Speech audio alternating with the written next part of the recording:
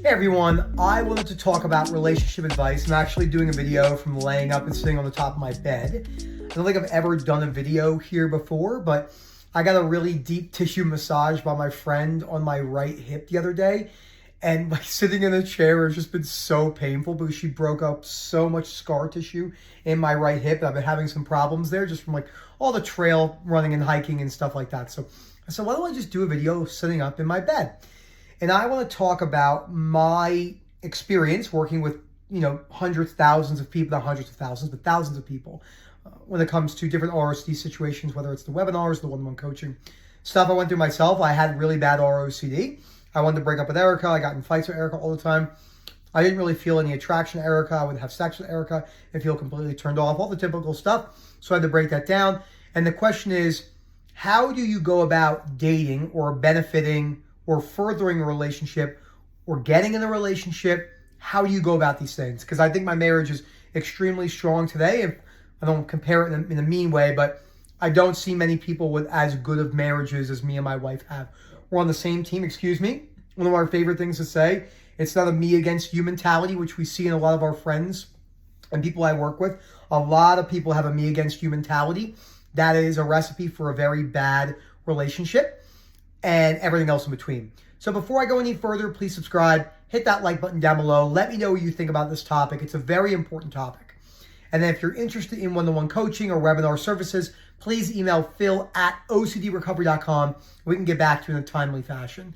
So the first thing to remember when it comes to, let's start with being single. So let's say you're someone who has a fear of being alone forever. You will have to break that down, but I'm not going to talk about the specifics of being alone in this video. And you want to go out and date someone. This could be in any situation. You could be straight, gay, bi, doesn't matter what you're into at all. Doesn't matter if you want to have a monogamous relationship, if it's coming from a spiritual or religious sense, if you're a swinger, if you're polyamorous, if you're all the other terms we use out there. That's not what I'm here to talk about. I'm here to talk about how you break down almost the social anxiety component of going out there and dating people. So rejection on social media is not rejection. It's a watered down version of rejection. It probably wasn't right. I said it's a form of rejection, but it's not really rejection. If you go up to a really good looking girl on social media and you say, hey baby, can I have your number? And she says, get away from me, you're gross. That doesn't elicit the same response if you go up to her in person and ask her for her number at a club in front of her friends. And she says, get away from me, you're disgusting. That can elicit a massive fear for many people, and understandably so, because that type of rejection is very hard when someone's never experienced it before. Now, when I was doing a lot of dating before I met Erica, using Tinder and Bumble, and just kind of using it in a very, I just wanted to hook up with people. I had no desire to be in a relationship whatsoever. I had no desire to be monogamous. I obviously really struggled with that. But after I got their number and I would DM them, the ultimate goal was to go out with them. I'm going to straighten my leg out. The ultimate goal was to go out with them. So, and then the ultimate goal was to hopefully go back and sleep with them. That was the goal. This is the goal for many people. People are weird about this. We have a lot more options today. I was thinking about this the other day when someone was saying, why would someone do something when it comes to cheating, or why would someone, and I'm saying I agree with that because it's easy today. It's very, very easy today. I'm not saying I agree. I'm not saying it's a good thing. It's just easier to cheat. And if you have the ability to talk to someone and, you don't really mind being rejected, you're going to have a lot of sexual partners because you'll just get rejected and keep on going until you find someone. Keep on going and keep on going. But you have to put yourself, for most people, you have to put yourself in situations that go beyond just the DM. Rob and I talk about this a lot, and Momin and Sam. I have lots of DM. I'm DMing a lot of girls right now. No one gives a shit about that. And Rob is right. He says that. That's just very, very silly. Go out there, speak to people, put yourself in situations where you're asking people for their numbers, put yourself in situations where you're getting to know people. This is all very, very important as you're breaking down your fear of rejection. And if that's your goal, this is why I wanted to start with this video. If your goal is to go out there, meet people, sleep with them, have fun experiences, be single and live the single life, then, and there's a lot of pros to that. Lots of different sexual experiences, lots of meeting different people. There's many women that I've slept with who have had different types of characteristic traits that I thought were really, really good. Some characteristic traits I didn't like. And same thing for me. I'm a little bit too hyper for some people. Some people really like that. They like that I'm funny. Some people say, you talk too much. It's really annoying. It is what it is. I don't change myself in that way for people unless I think it's going to benefit a long-term relationship, because I think too many people, especially women in this day and age, understandably so, or they're walking on eggshells. They're too afraid to tiptoe out of line, and we don't live in the 1940s anymore. People don't want to accept that reality. So, again, to summarize, DMing, all that is great, but put yourself in situations where you're going out there and asking people, feel the discomfort. What if I get rejected 100 times in a row? Then you get rejected 100 times in a row. There's nothing I can tell you. You have to keep on trying. People give up way too easily in this day and age for anything. You know how many people I've met that said, I have a goal, and I say, what's your goal? And they'll say something very ambitious. And I said, oh, yeah, I did something and I gave up. That is a very weak mindset. It's important to cover that. I had this. That's why I'm very tough about this. I had a very weak mindset for my whole life. So I understand why people do that. I don't hold that against them. I just try to educate them with compassion, empathy, but also tough love. Now, let's talk about relationships or dating. This could be anything from dating or marriage, anything else in between. I'm trying not to move the camera if I touch the bed too much. So relationships are very similar to a business. It needs attending to. It needs the attention of both parties. The problem is you can't change the other side.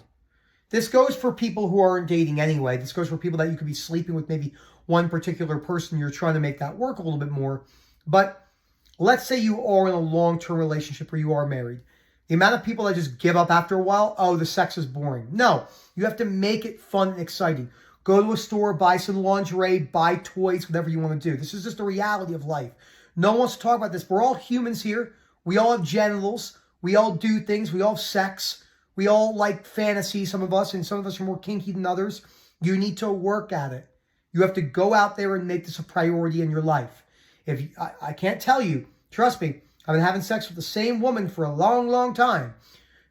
This is just the reality of life. If I gave you your epitome of sexual desire and you had sex with that individual in every position, in every way, for 10 years, you will get bored. This is what people do. So you have to make it fun. You have to make it exciting. When are you doing it? Are you just doing it after dinner? Or you're like, blah.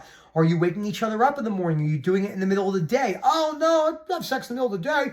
That's so, I don't have time to do that. Well, then your marriage is probably going to suffer in certain ways. And sex isn't everything, but you are going to have to experiment and try new things out. It's really important that you look at it like that. The other thing that people do is they get together and they get married and they have children. And then they think they're going to just agree. And I don't have kids. I just see this when I coach. So I'm looking from an outside perspective. I have no personal perspective with this on a day-to-day basis. But I can only imagine the difficulties that people have when they don't come together and try to communicate as one.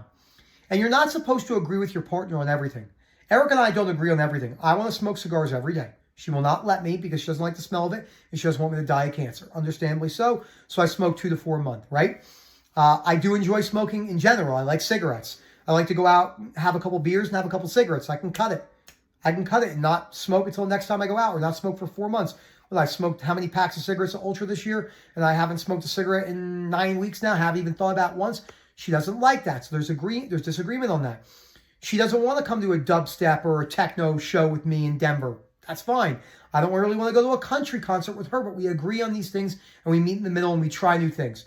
So we're experimenting with each other, not just in the bedroom and the romance perspective, essentially, yeah, said that wrong, but also just in a general relationship perspective.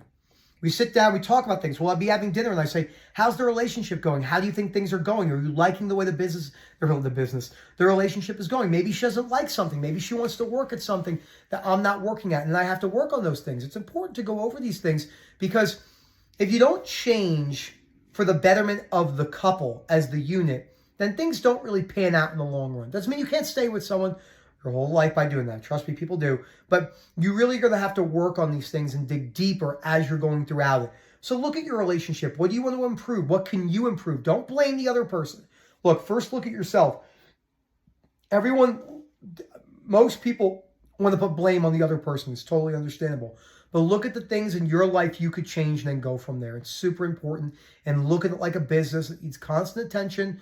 long-term sustainability, and there's no need to look for particular feelings. Yes, I know you're struggling with that, but if I feel really turned on during sex sometimes, and if sometimes I have sex and it feels blah, it is the way it is. Same thing if I'm going on a date or somewhere, that's just the way it goes. These are the realities of life. Social media has skewed your perception to make it think that all sexual encounters look like a porn movie, or all dinner dates are supposed to look like something out of the movie The Notebook. The Notebook is a movie. It's a fucking movie. It's not real. None of those movies are real. None of that has even come close to what reality is. And honestly, as much as I do like The Notebook, that is extremely unhealthy.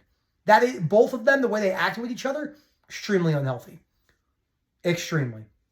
And irrational in many ways.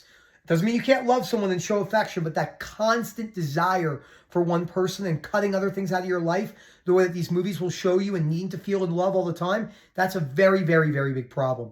So I hope you enjoyed this video. Really think about this. Remember, single men and women, whatever you're into, gay, straight, bi, whatever, again, polyamorous, weird kinks, go out there and meet people, talk to them, really talk to them, try new things, experiment.